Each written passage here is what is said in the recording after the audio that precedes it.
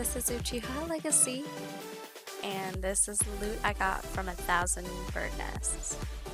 Now, it took me a long time to collect these from my kingdom, over the course of maybe a couple months, but the last 13 bird nests that I needed for this video, I don't know if you guys remember in my last one, I need 90 wood cutting for my master clue, so I went ahead and started working on that. That's where the last 13 of the bird nests came from.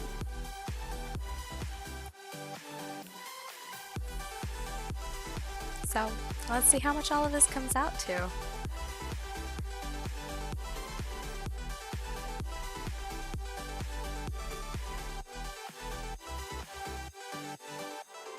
Alright, and now let's see the grand finale. 12.5 mil! Ooh, those 14 spirit seeds. Dang.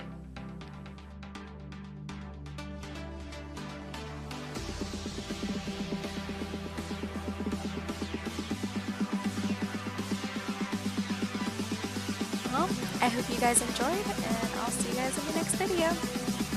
Bye!